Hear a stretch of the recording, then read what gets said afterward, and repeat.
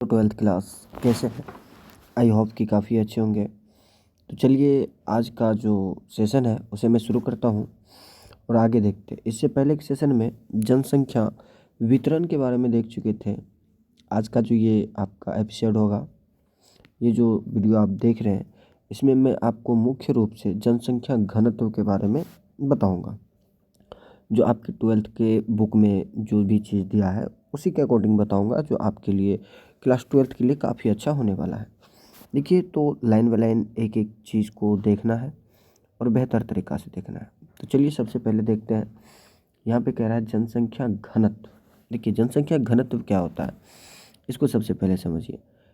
अगर कोई भी क्षेत्र है और वो क्षेत्र निश्चित है, जैसे कि 10 किलोमीटर है, 15 किलोमीटर है, या 2000 किलोमीटर है, या 10,000 किलोमीटर है, तो उस 2000 किलोमीटर में टोटल कितनी जनसंख्या है और वो कितना जन क्षेत्र है, 2000 किलोमीटर। तो इस हिसाब से देखेंगे कि 1 किलोमीटर में कितने व्यक्ति निवास कर रहे हैं। तो इस तरह से आप क्या निकाल पाएंगे, जनसंख्या का घनत्व निकाल पाएंगे। तो देखिए, भूमि मतलब क्षेत्र और जनसंख्या दोनों के अनुपात से जनसंख्या घनत्व निकाला जाता है। तो वही कह रहा है कि भूमि की प्रत्येक इकाई में उस पर रह रहे लोगों के पोषण की सीमित क्षमता होती है। ये बात समझिए कि भूमि की प्रत्येक इकाई जो है, जो आप किलोमीटर में मापिए, उसको कम से कम किलोमीटर में मापिएगा। ज़मीन है तो भूमि है, तो भूमि की जो इकाई है वो जो किलोमीटर है, तो एक निश्चित क्षेत्र में कितने लोगों का पोषण हो सकता है, ये क्षमता सीमित होता है। अब एक क्षेत्र में जो 10 किलोमीटर में फैला है, वो करोड़ों आदमी का तो भरण पोषण नहीं कर सकता है। हाँ, लेकिन सौों आदमी का तो कर सकता है, हज़ारों आदमी का भी कर सकता है। तो इसी तरह कह रहा है कि भूमि की प्रत्येक इकाई में उस पर रह रहे लोगों के पोषण की सीमित क्षमता होती है। अतः लोगों की संख्या और भूमि के आकार के बीच के अनुपात को समझना आवश्यक है कि लोगों का जो जनसंख्या है और भूमि का जो अनुपात है, मतलब भूमि का जो क्षेत्र है, जो क्षेत्र भूमि है, इन दोनों के अनुपात को समझना बिल्कुल ज़रूरी है कि कितना क्षेत्र में कितने व्यक्ति को निवास करना चाहिए ताकि सभी का भरण पोषण सही से हो सके। तो यही अनुपात जनसंख्या घनत्व कहलाएगा। क्या कहलाएगा? जनसंख्या घनत्व। देखिए, यह सामान्यतः प्रति वर्ग किलोमीटर में रहने वाले व्यक्तियों के रूप में मापा जाता है। मतलब प्रत्येक किलोमीटर में निवास करने वाले लोगों की संख्या के अनुसार ही जनसंख्या घनत्व को मापा जाता है। चलिए, तो इसका फार्मूला भी देखिए आप, यहाँ पे दिया है जनसंख्या घनत्व बराबर क्या हो जाएगा आपका, जनसंख्या घनत्व जिस क्षेत्र का निकाल रहे हैं उस क्षेत्र का टोटल जनसंख्या देख लीजिए और उस क्षेत्र का टोटल क्षेत्रफल देख लीजिए, और दोनों को क्या करना है, डिवाइड कर देना है। कुल जनसंख्या कुल क्षेत्रफल, दोनों का जो आपको मान निकलेगा वही क्या हो जाएगा, जनसंख्या घनत्व। एग्जाम्पल समझे? चलिए बेहतर है। चलिए अब एग्जाम्पल समझते हैं। क्या कहता है एग्जाम्पल? देखिए, कहता है उदाहरण के लिए क प्रदेश का क्षेत्रफल 100 वर्ग किलोमीटर है। मान लीजिए किसी प्रदेश का क्षेत्रफल जो है, पूरे क्षेत्रफल वो 100 किलोमीटर है। जैसे आपका जिस इलाके में आपका घर है, जिस जिला में घर है, या जिस राज्य से है, तो उसी तरह कहता है कि को प्रदेश का क्षेत्रफल 100 है, 100 वर्ग किलोमीटर है, और उस क्षेत्र का जनसंख्या जो है, लोगों की संख्या जो है वो 1.5 लाख है। देखिए, 1,50,000 है। अब जनसंख्या घनत्व कैसे निकालना है? तो क्या करना है, जनसंख्या और क्षेत्रफल में भाग करना है। तो जनसंख्या हो गया 1.5 लाख, क्षेत्रफल हो गया 100, दोनों को हम क्या कर देंगे, भाग दे देंगे। दोनों को क्या कर देना है, डिवाइड कर देना है। यहाँ पर आप देखिए दोनों का भाग किया गया है। अब इस आधार पे आप अगर देखिएगा तो यहाँ से आप 2 जीरो से 2 जीरो काट दीजिए। बिल्कुल क्लियर है, ये 2 जीरो से 2 जीरो कट जाता है। अब आपका कितना बच गया, 1,500। कितना बच गया, 1,500। 1500। ये 1500 जो बचा, ये क्या बच गया, 1 किलोमीटर में निवास करने वाले व्यक्तियों की टोटल जनसंख्या है, टोटल संख्या है। तो इस तरह से आप क्या निकाल लिए, जनसंख्या का घनत्व निकाल लिए, जनसंख्या का घनत्व निकाल लिया। कहता है इससे क प्रदेश के बारे में आपको क्या पता चलता है, तो उस क्षेत्र के घनत्व के बारे में पता चलता है। ये तो नॉर्मल सा क्वेश्चन था आपके लिए। चलिए आगे देखते हैं, आगे क्या कहता है। देखिए जनसंख्या वितरण को प्रभावित करने वाले कारक। अब इस पॉइंट को जरा समझिए कि जनसंख्या घनत्व को तो समझे हम, तो ये जो किसी क्षेत्र का घनत्व अधिक है, किसी क्षेत्र का घनत्व कम है, क्षेत्रफल अधिक होने के बाद भी वहाँ का घनत्व कम है, और कहीं कहीं ऐसा पाया जाता है कि क्षेत्रफल कम है फिर भी घनत्व क्या है, अधिक है। तो ऐसा क्यों पाया जाता है, तो इसके कारण है, देखिए इसके कई कारण हैं, जिसमें से आप सबसे पहले देखिए भौगोलिक कारण के बारे में चर्चा करते हैं। देखिए भौगोलिक कारण क्या होता है, ये आपका जो प्रकृति है उसके बारे में जानना है। कहता है कि जल की उपलब्धता, जल मतलब पानी। अब देखिए जीवन यापन करने के लिए सबसे मुख्य चीज़ हवा है और पानी है और भोजन है। देखिए हवा, पानी, भोजन जिसको आप जीवन जीने के लिए उपयोग करते हैं, ये तो होना ज़रूरी है। अब जल है तो जीवन है, जल नहीं तो जीवन नहीं। तो वही कहता है कि जल जल जीवन का सर्वाधिक महत्वपूर्ण कारक है। कोई काट नहीं सकता इस बात को कि जल जीवन के एक प्रमुख घटक है। अतः लोग उन क्षेत्रों में बसने को प्राथमिकता देते हैं, मतलब उस क्षेत्र में निवास करना चाहेंगे, उसी जगह पे निवास करना चाहेंगे जहाँ जल उसको आसानी से उपलब्ध हो जाता है, जहाँ पे आसानी से क्या मिल जाएंगे, पानी मिल जाएंगे, ऐसे क्षेत्र में वो निवास करना चाहेंगे। जल का उपयोग देखिएगा तो आप पीने में करते हैं, नहाने में करते हैं, भोजन बनाने में करते हैं। उसके बाद देखिए तो साथ साथ पशुओं को भी नहलाते हैं, फलों की सिंचाई, फसलों की सिंचाई करते हैं। उद्योग, बड़े बड़े उद्योग कारखानों में भी जल का उपयोग होता है। नौ संचालन के लिए देखिए अगर समुद्र नहीं है तो नौ कहाँ चलाएंगे, तो किया जाता है। यही कारण है कि नदी घाटी जो है, जितने भी नदी घाटियाँ हैं वो विश्व के सबसे सघन घने हुए क्षेत्र होते हैं। मतलब कि जितने भी नदी घाटी है, जो भी नदी के किनारे क्षेत्र है, वहाँ पे आप देखिएगा पूरे विश्व में जनसंख्या का ज़्यादा से ज़्यादा वहाँ निवास मिलेगा। जनसंख्या वहाँ ज़्यादा निवास करते हैं। अधिकतम जनसंख्या आपको समुद्र के किनारे ही मिलेगा। और पहले देखिए कि जैसे हड़प्पा सभ्यता देखिए, मेसोपोटामिया की सभ्यता देखिए, या आप वैदिक सभ्यता देखिए, नील नदी की सभ्यता देखिए, तो ये सारी की सारी सभ्यता जो है ये मुख्य रूप से कहाँ विकसित हुए हैं, तो ये सारी की सारी सभ्यता जो है नदियों के किनारे ही विकसित होते थे, ताकि वो पानी का उपयोग आसानी से, सरलता से कर सकें। चलिए तो इस पॉइंट को आप समझ रहे हैं कि जल की उपलब्धता जनसंख्या वितरण और घनत्व दोनों पे प्रभाव डालता है। नेक्स्ट देखिए आपका कहता है भू आकृति। भू आकृति मतलब आप समझ रहे होंगे भूमि की आकृति के बारे में बात करना है।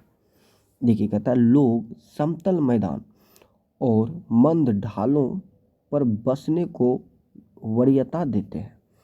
देखिए यह देखिए समतल मैदान है जो प्लेन हो। अब आईना की तरह चिकना नहीं समझना है, थोड़ा ज़मीन है तो उबड़ खाबड़ तो उतना मिलेगा, उतना आप इग्नोर कीजिए, लेकिन क्या हो वो समतल भूमि हो, और क्या हो मंद ढाल हो। मंद ढाल मतलब हल्की ढाल हो, हल्का उबड़ खाबड़ हो चलेगा। अब एकाएक कहीं पहाड़ शुरू हो जाए, रास्ता कैसे बनाएंगे, दुर्लभ हो जाएगा। कहीं एकाएक गड्ढा शुरू हो जाए तो संभव नहीं है, तो फिर उसमें रास्ता बनना संभव नहीं हो पाएगा, तो फिर मेरा यातायात तो बाधित हो जाएगा, यातायात का विकास नहीं हो पाएगा, रेलवे लाइन का विकास नहीं हो पाएगा, रोड लाइन का विकास नहीं हो पाएगा। तो ऐसे क्षेत्र नहीं चाहिए, चाहिए कैसा, समतल हो या हल्की हल्की ढाल हो, मंद ढाल हो पर बसने को वरीयता देते हैं, यहाँ पे बसना चाहते हैं। अब देखिए इसका कारण क्या है, ऐसे क्षेत्र देखिए फसल के लिए, फसल उत्पादन में सही रहेगा। अब खेत अगर आपका समतल है तो सिंचाई करने में अच्छा रहेगा, फसल उपजाने में भी अच्छा रहेगा, कटाई करने में भी अच्छा रहेगा, बुनाई करने में, जुताई करने में, फसल का जो भी जितना भी क्रिया है वो टोटल कृषि कार्य करने में आपको आसानी होगी। पहाड़ी इलाका में थोड़ा दुर्लभ होता है। अब वहीं अगर बड़ा बड़ा पहाड़ है तो आप नीचे से पहाड़ के ऊपर चढ़ के उतना दूर में फसल लगाइएगा कैसे? अगर लगा लिए तो वहाँ से फसल जो पकेगा, उपजेगा, उसको नीचे उतारिएगा कैसे? बड़ी समस्या होगी। करने के लिए तो कर सकते हैं और किया भी जाता है, लेकिन दुर्लभ होता है। अब देखिए, तो फसल उत्पादन के लिए समतल भूमि ज़्यादा उपयोगी है। सड़क निर्माण के लिए देख लीजिए, समतल भूमि ज़्यादा उपयोगी है। अभी थोड़ा सा ढलान मिल जाए तो आपकी गाड़ी का एक्सीलेटर बढ़ाना पड़ता है, एकदम ऐसे गाड़ी धक धक धक धक करने लगता है जैसे खांसी उपट गया गाड़ी को, तो इस तरह से थोड़ा कठिन होता है। अब देखिए, तो समतल पे सड़क मार्ग मतलब यातायात अच्छा रहेगा, उद्योग के लिए अनुकूल होते हैं। अब जहाँ बड़ा बड़ा उद्योग स्थापित होंगे, जिस क्षेत्र में बड़े बड़े उद्योग स्थापित किए जाते हैं, देखिए यातायात तो उद्योग के लिए बहुत ज़रूरी है। यातायात मतलब सामान लाना है, सामान बनाना है, फिर सामान को बेचने के लिए भेजना है, तो उसके लिए क्या चाहिए? सड़क मार्ग चाहिए। आप हवाई जहाज़ से, वायु मार्ग से, या देखिए तो नाव से उतना बेहतर नहीं लीड कर पाइएगा, उतना अच्छे तरीक़ा से नहीं संभाल पाइएगा। लेकिन अगर स्थल मार्ग है तो ये थोड़ा आपके लिए सरल हो जाएगा। तो उद्योग के लिए भी समतल भूमि ज़्यादा ज़रूरी है। तो निवास करने के लिए भूमि की आकृति भी काफ़ी महत्वपूर्ण होता है। उसी तरह देखिए, उद्योग के लिए अनुकूल होते हैं। पर्वत और पहाड़ी क्षेत्र जो होते हैं, इसमें परिवहन तंत्र के विकास में अवरोध होते हैं, जो बात मैंने बताया। इसीलिए प्रारंभ में कृषिगत और औद्योगिक विकास के लिए अनुकूल नहीं होते हैं। मतलब जो पहाड़ी इलाके होते हैं, पर्वतीय इलाके होते हैं, वहाँ पे कृषि कार्य कम होता है, उद्योग का उतना विकास नहीं हो पाता है। अतः इन क्षेत्रों में कम जनसंख्या पाए जाएंगे। अब जहाँ पे कृषि नहीं होगा तो लोग वहाँ पे खाएंगे क्या? और जब लोग खाना खाने के लिए भी तरस जाएंगे तो वहाँ पे रह के क्या करेंगे? समझ रहे ना आप? अब के कहीं मेहमानी जाइए और 2 दिन तक आपको खाना नहीं मिले, आप वहाँ पे सोचिएगा निकल ले भाई, निकल ले यहाँ से जल्दी से जल्दी, रफा दफा हो जाए, एकदम मिस्टर इंडिया बन के छू मंतर हो जाइएगा, तुरंत फरार हो जाइएगा। रिश्तेदार खोजते रहेगा, कहाँ गया नुनुआ? नुनुआ अपने घर पे बैठ के आराम से खाना खा रहा है। चलिए ठीक है, आगे देखते हैं। तो वहाँ पे क्या होंगे? कम जनसंख्या मिलेंगे। चलिए, इसके बाद देखिए, कहता है कि गंगा का मैदान विश्व के सर्वाधिक सघन जनसंख्या वाले क्षेत्र में से एक है। गंगा नदी, अब देखिए भारत का राष्ट्रीय नदी है गंगा, और गंगा का जो क्षेत्र है, जैसे गंगा नदी बह रही है, सपोज दैट मान लीजिए ये आपकी गंगा नदी है, आप ऐसे समझिए ये आपकी गंगा नदी बह रही है, इस टाइप से गंगा नदी आपकी बह रही है। चलिए, अब देखिए इसका जो ये साइड वाला इलाका होगा, इधर का जो ये इलाका होगा, इसमें देखिए क्या होगा कि पानी है तो नमी होगा, नमी होगा तो उर्वरक होगा, उर्वरक होगा तो फसल अच्छा उपजेगा। अगर फसल अच्छा उपज रहा है तो स्वाभाविक है यहाँ पे कृषि कार्य हो रहा है। कृषि कार्य जहाँ हो रहा है वहाँ पे अच्छी जनसंख्या निवास करेगी। मेरी बात को समझे? उसी तरह कह रहा है कि गंगा का मैदान विश्व के सर्वाधिक सघन जनसंख्या वाले क्षेत्रों में से एक है, जबकि हिमालय के पर्वतीय भाग विरल जनसंख्या वाले क्षेत्र हैं। इस बात को समझे कि नदी किनारे है, जल की उपलब्धता है, मैदानी क्षेत्र है, इसीलिए यहाँ पे क्या है कि कृषि कार्य संभव है, तो जनसंख्या अधिक है। वहीं हिमालय क्षेत्र देखिए, पहाड़ी इलाका है, पानी तो मिलेगा, जल वहाँ मिलेगा आपको, लेकिन पहाड़ी इलाका है, वहाँ पे कृषि कार्य संभव नहीं हो पाया। अब पत्थर को कितना जोतिएगा, लेकिन मिट्टी को जुताई कर सकते हैं, पत्थर का जुताई थोड़े ना हो पाएगा, उसकी कुटाई हो पाएगा। आई मीन उसको चूड़ना पड़ेगा, ज़मीन को चूरना थोड़ी ना, इसको जोतना पड़ेगा। तो इस तरह से देखिए, तो हिमालय क्षेत्र जो है वो पर्वतीय भाग पड़ता है, इसीलिए वहाँ जनसंख्या का घनत्व कम मिलता है। लेकिन गंगा नदी के किनारे का भाग देखेंगे तो यहाँ पे जनसंख्या अच्छा खासा आपको मिलेगा। चलिए आगे का पॉइंट देखते हैं। आगे आपका तीसरा जो कारण है जनसंख्या को प्रभावित करने का, ये कहता है जलवायु। देखिए जलवायु भी अच्छा टॉपिक है, इसे भी आप समझिए। कहता है जलवायु क्या करता है? अति उष्ण अथवा ठंड है, मतलब हद से ज़्यादा गर्मी है या बहुत ज़्यादा ठंडी है। स्थलों की विषम जलवायु मानव बसाव के लिए असुविधाजनक होते हैं। देखिए, इस बात को आप समझ सकते हैं कि आप मैक्सिमम गर्मी में नहीं रह सकते हैं और ना ही मैक्सिमम ठंडी में रह सकते हैं। एक लिमिट है कि कितना ठंडा में हम सरवाइव कर सकते हैं, कितना ठंडा सह सकते हैं। अगर कहीं उससे ज़्यादा ठंडा लगा तो पता चलेगा आंतरी में एकदम पानी फैल गया है, किडनी डुब डुब डुब डुब कर रहा है। एकदम सांस लीजिएगा तो एकदम ठंडी ठंडी हवा आपकी कलेजा में भूकंप ला देगा, बहुत ज़्यादा ठंडा लगेगा। समझ रहे हैं? तो अति उष्ण अथवा ठंडे, हद से ज़्यादा गर्म क्षेत्र और हद से ज़्यादा ठंडे क्षेत्रों में, जिसको देखिए ठंडा मरुस्थल भी होता है, गर्म मरुस्थल भी होता है। तो गर्म मरुस्थल ले लीजिए या ठंडा मरुस्थल ले लीजिए। ऐसे विषम परिस्थिति में, ऐसे विषम जगह में आपको बसने के लिए सुविधा नहीं मिलेगा, असुविधाजनक है। तो यहाँ पे लोग कम मिलेंगे। सुविधाजनक जलवायु वाले क्षेत्रों में अधिक मौसमी जनसंख्या पाई जाती है। देखिए, जहाँ पे अच्छी खासी मतलब आपको ठीक ठाक मौसम मिल जाए। देखिए, जहाँ पर आपको ठीक ठाक मौसम मिल जाए, जैसे समय के साथ गर्मी आए, समय के साथ ठंडी आए, ज़रूरत से ज़्यादा ना गर्मी आए, ज़रूरत से ज़्यादा ना ठंडी आए, एकदम उतना आए जितना बर्दाश्त कर ले। वसंत ऋतु आए, गर्मी आए, ठंडी आए, जो भी पतझड़ है, सब बारी बारी से अपना मौसम बदलता रहता है। तो ऐसे क्षेत्रों में आपको जनसंख्या ज़्यादा देखने को मिलेगा जहाँ का मौसम अनुकूल होगा। कहता है भूमध्य सागरीय प्रदेश जो है, भूमध्य सागर का जो क्षेत्र है, सुखद जलवायु के कारण इतिहास के प्रारंभिक कालों से बसे हुए हैं। देखिए, ये क्या है कि भूमध्य सागरीय जो क्षेत्र है, उन क्षेत्रों का जलवायु क्या है, काफ़ी बेहतर है।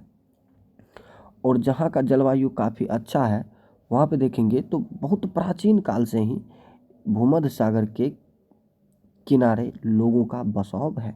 भूमध्य सागरीय क्षेत्र में लोगों का निवास करने का एक स्थान है। क्यों है? क्योंकि भूमध्य सागरीय क्षेत्र जो है वो जलवायु के अनुसार ठीक ठाक क्षेत्र है। जलवायु के अनुसार ठीक ठाक क्षेत्र है।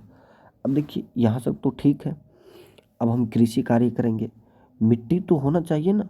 चलिए, मौसम भी ठीक है, पानी भी उपलब्ध है, ज़मीन भी समतल है, लेकिन एक बात हमको समझना होगा कि वहाँ का मृदा कैसा है, फसल के कौन सा उपजेगा।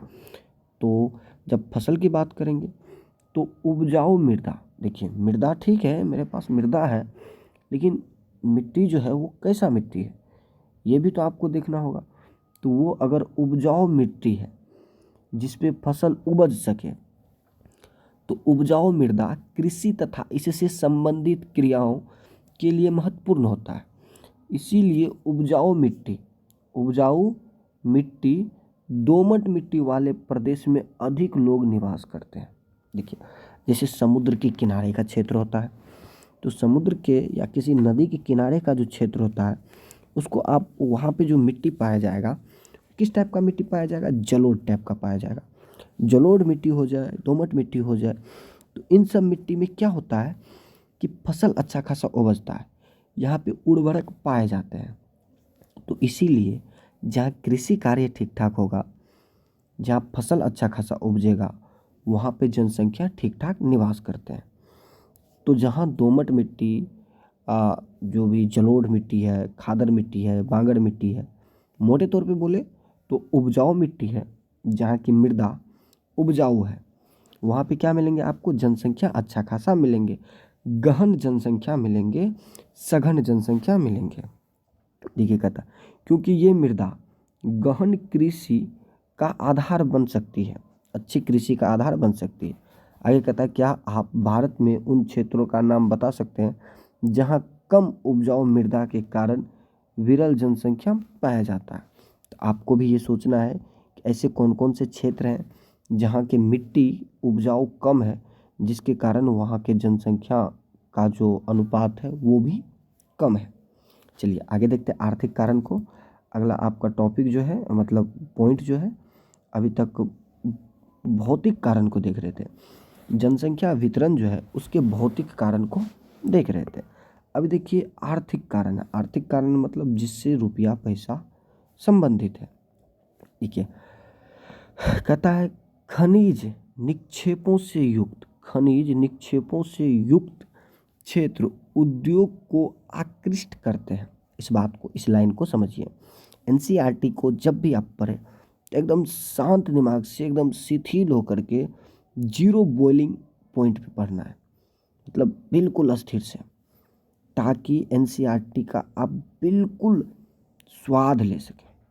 क्योंकि एनसीईआरटी इतना बेहतर बुक होता है जिसे आप अगर अच्छी तरह पढ़ लिए तो जय हो, तब तो आपकी जय हो। चलिए कहता है कि खनिज निक्षेप से युक्त क्षेत्र उद्योगों को आकृष्ट करते हैं।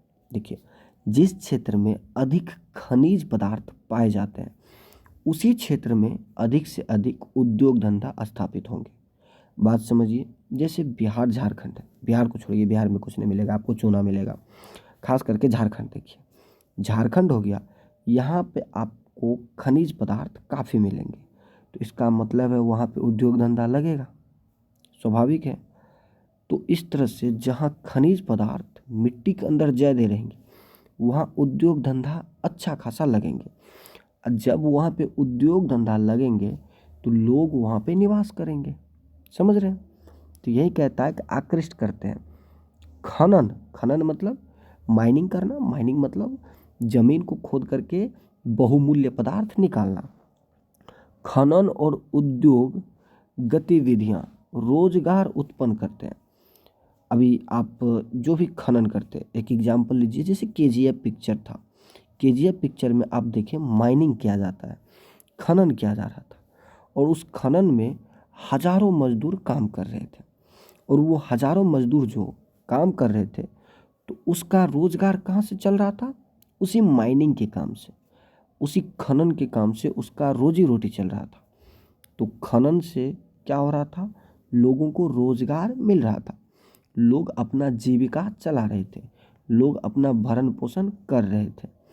तो उसको भरण पोषण करने के लिए अगर वहाँ पे सुविधा मिल जाएगा तो वही निवास कर जाएगा।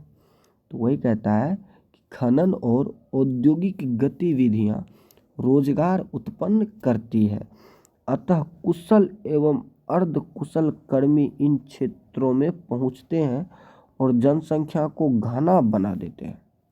देखिए जो सीखे हुए हैं वो जाएंगे काम करेंगे, और जो नवसिखिया है, थोड़ा कम जानते हैं, वो भी जाएंगे, चलिए सीख भी लेंगे। इस आधार से जाएंगे, सीखेंगे, काम करेंगे, एक्सपीरियंस होगा और इस तरह से वो भी काम करेंगे। तो जब एक क्षेत्र के लोग निकल करके उस क्षेत्र में बस जाना चाह रहे हैं जहाँ माइनिंग होता है तो वहाँ की जनसंख्या बढ़ जाएगी ना, स्वाभाविक है बढ़ जाएगी।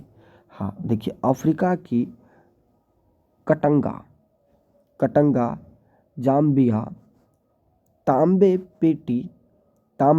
पेटी इसका एक अच्छा उदाहरण है। देखिए अफ्रीका का जो ये जगह है कटंगा और जाम्बिया, तांबा पेटी, इसका क्या है, एक अच्छा मतलब एग्जाम्पल है कि यहाँ का जो जनसंख्या है कटंगा और जाम्बिया का अगर देखें तो यहाँ का जो जनसंख्या है, ये जनसंख्या क्यों है?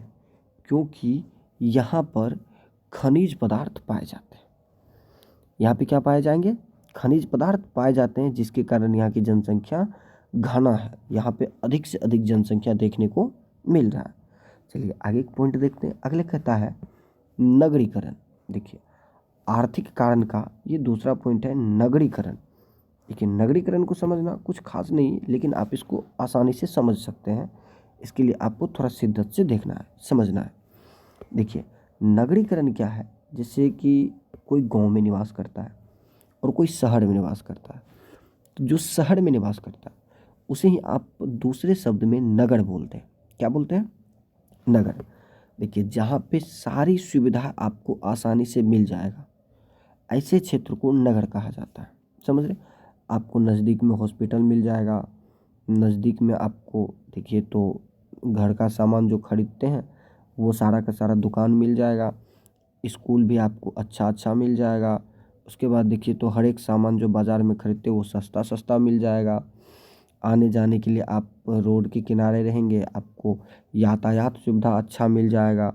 तो ये सारी व्यवस्था आपको नगर में मिलेगा, समझ रहे। लेकिन गाँव का अपना रुआब होता है, गाँव में भाईचारा होता है, गाँव में प्रेम होता है। नगर में सबका मकान बराबर होता है और सब अपने मकाने में बंद रहते हैं, कोई एक दूसरे को झांकता नहीं है। चलिए, कहता है नगर रोजगार के बेहतर अवसर, शैक्षणिक व चिकित्सा संबंधित सुविधा तथा परिवहन और संचार के बेहतर साधन प्रस्तुत करते हैं।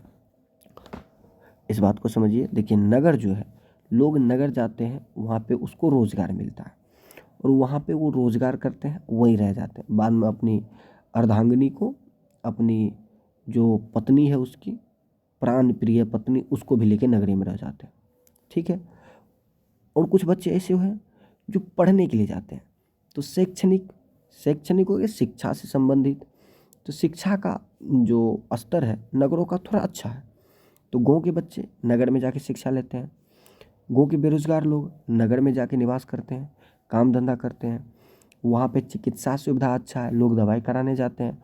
वहाँ का परिवहन व्यवस्था अच्छा है, लोग वहाँ पे निवास करते हैं, आते जाते हैं।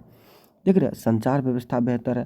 तो ये सब जो सुविधा है लोगों को आकर्षित करता है, ललचाता है कि तुम आओ, मेरे ही इलाके में रहो, मेरे नज़दीक में रहो, सुविधा के नज़दीक में रहो। इसीलिए धीरे धीरे वो नगर की जनसंख्या बढ़ जाती है, समझ रहे। कहता अच्छी नगर अच्छी नागरिक सुविधा तथा नगरीय जीवन के आकर्षण लोगों को नगरों की ओर खींचते हैं। इस लाइन को समझिए। कहता अच्छी नागरिक सुविधा, एक अच्छी नागरिक सुविधा जो एक आम आदमी को आसानी से मिल जाए, ऐसी सुविधा को आप क्या कहेंगे? अच्छी नागरिक सुविधा। तथा नगरीय जीवन, वहाँ का जीवन पर्सनल होता है, आपको कोई रोक टोक करने वाला नहीं मिलेगा। आप अपने हिसाब से मनमानी कर सकते हैं, आप जहाँ चाहे घूम सकते हैं। देखने में थोड़ा आकर्षक रहेगा, छोटा छोटा बगीचा रहेगा, उसमें लोग जाके घूमेगा। गाँव में देखिए तो इतना बड़ा बड़ा बगीचा रहता है, पूरा बगीचा घूमते घूमते तो दिन बीत जाता है। तो फिर भी आज लोगों को छोटा छोटा चीज़ पसंद होता है। तो वहाँ पे आपको जो भी सुविधा है, सिनेमा घर मिलेगा, आप पिक्चर जाके देखेंगे। पार्क मिलेगा, पार्क में जाके बैठिएगा, वहाँ पे 10 गो लड़कियों मिलेगा, उसको भी देखिएगा। अगर गाँव में किसी लड़की को गौर से देख लिए तो बस तो हो गया। तो ये सब सुविधा वहाँ पे आपको मिल जाएगा। और भी बहुत सारी सुविधा है। तो देखिए, ये सब क्या करता है? नगरीय जीवन, ये नगरीय जीवन है, आप जिसको समझ रहे हैं, ये लोगों को आकर्षित करता है। और क्या होते हैं, लोग नगर की ओर खींचे चले जाते हैं, लोग धीरे धीरे नगर की ओर बढ़ते हैं। इससे ग्रामीण क्षेत्रों से नगरीय क्षेत्रों में जनसंख्या का क्या होता है? प्रवास होता है। एक जगह से जनसंख्या दूसरे जगह जाते हैं, जनसंख्या का क्या हो रहा है?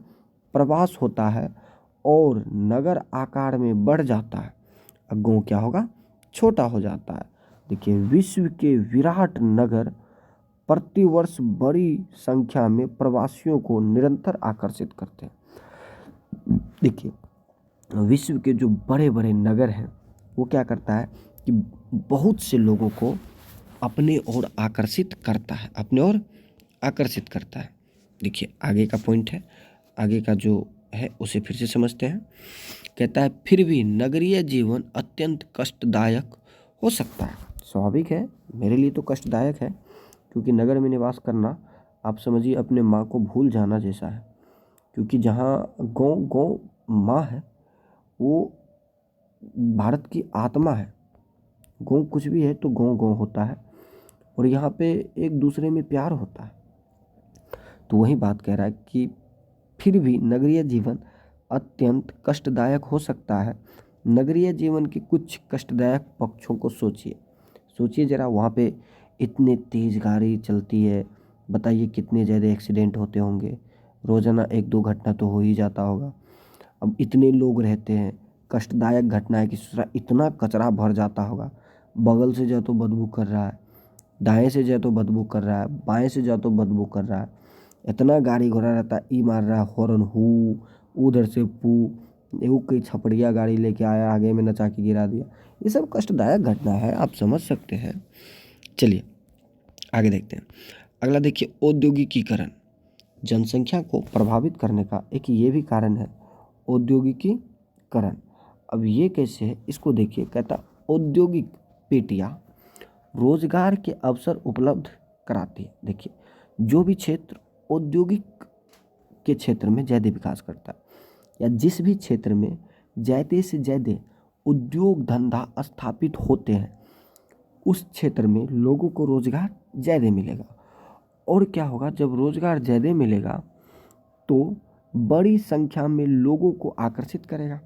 लोग रोजगार लेने के लिए जाएंगे और रोजगार लेंगे, अब बाद में अपने कन्या को भी बुला लेंगे और वहीं पे वो छोटका सा रूम लेकर वहीं रह जाएंगे। अब गांव में बड़का सा मकान बना है, गांव नहीं आएंगे, लेकिन वहाँ पे किराएदार बन के रहेंगे। ठीक।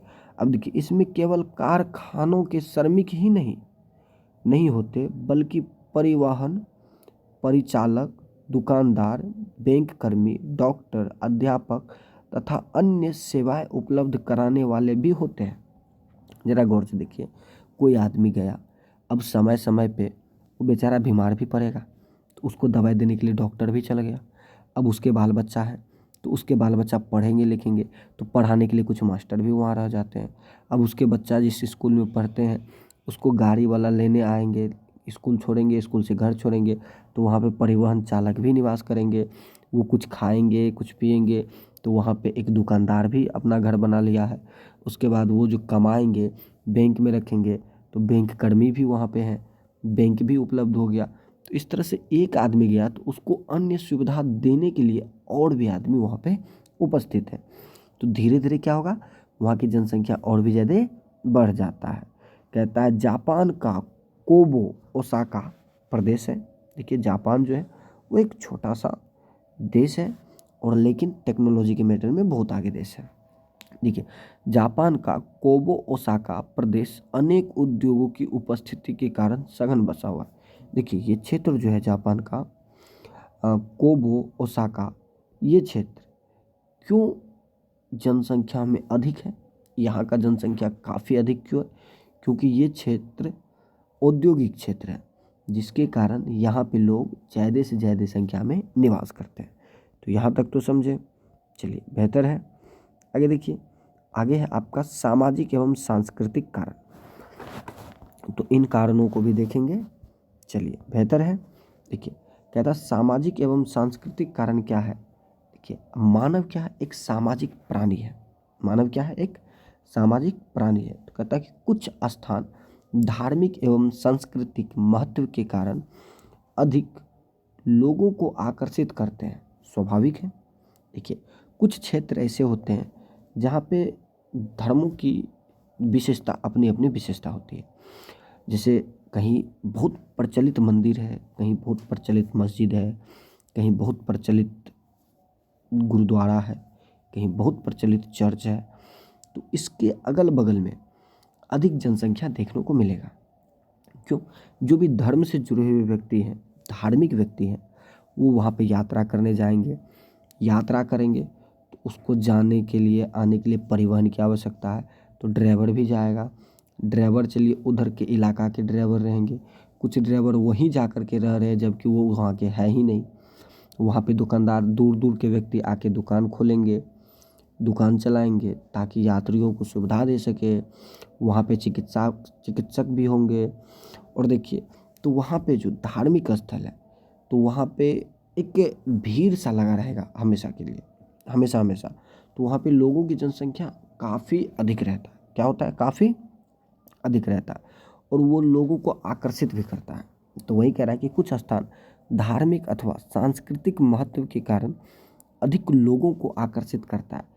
ठीक इसी प्रकार लोग उन क्षेत्रों को छोड़कर चले जाते हैं जहाँ सामाजिक और राजनीतिक अशांति होती है। अभी बताइए, कभी कभी ऐसा होता है गांव समाज में बराबर एकदम हलचल होते रहता है, बराबर हलचल, शोर गुल दंगा फसाद लड़ाई मार एकदम हो हल्ला होते रहेगा। मन उब जाएगा, हो यार कौन गाँव में कौन नगर में आके बस गए हैं, रोज बरोज हल्ले होता है। देखिए लड़का लोग रूम लेके रहता है, अब अगर रूम मालिक रोज़ाना आकर के पैसा के लिए, अरे पैसा नहीं दिया, अरे बाबू पैसा नहीं दिया, पैसा नहीं दिया, रोज़ वो आपको तंग करे, तो आप कहिए क्वेश्चन सोच रहा है कि ऐसा रूम ले लिए, मूड ख़राब कर दिया, चल भाई ए भैया 1 महीना रहे, लीजिए पैसा लीजिए, राम राम भैया निकलते हैं, एकदम अंकल जी जा रहे हैं, घर जा रहे हैं, हो गया। दूसरी जगह जाके रूम लेंगे, आपको चाहिए शांति, ठीक। तो उसी तरह देखिए कि ऐसा क्षेत्र जहाँ पे सामाजिक और राजनीतिक अशांति रहती है, हलचल होते रहता है, वहाँ से लोग निकल लेते हैं, कहते निकल ले बेटा, यहाँ पे फंस के अपनी ज़िंदगी चौपट नहीं करना है, एकदम शांति जगह में जाना है। देखिए कई बार सरकारें लोगों को विरल जनसंख्या वाले क्षेत्रों में बसने अथवा भीड़ भाड़ वाले स्थानों से चले जाने के लिए प्रोत्साहन देती है। देखिए हाँ, सरकार ऐसा करती है, बिल्कुल करती है। देखिए कभी कभी क्या होता है कि जहाँ कहीं कहीं हद से ज़्यादा जनसंख्या हो जाए, अब बसने के लिए मारा मारी हो जाए, तो सरकार ये सुविधा देती है कि आप किसी अन्य क्षेत्र में जाइए, इसके लिए हम भी आपका मदद करेंगे। तो ये भी क्या होता है, जनसंख्या एक जगह से दूसरी जगह प्रवास कर जाते हैं। देखिए अब आगे आपके लिए एक प्रश्न है, कहता है क्या आप अपने प्रदेश से कुछ ऐसे उदाहरण दे सकते हैं जहाँ पे जनसंख्या अधिक है, जनसंख्या अधिक है तो क्यों है। चलिए तो इन सब चीज़ों को देखिए। अब देखिए जनसंख्या, अगला टॉपिक जो है आपका, वो है आपका जनसंख्या वृद्धि।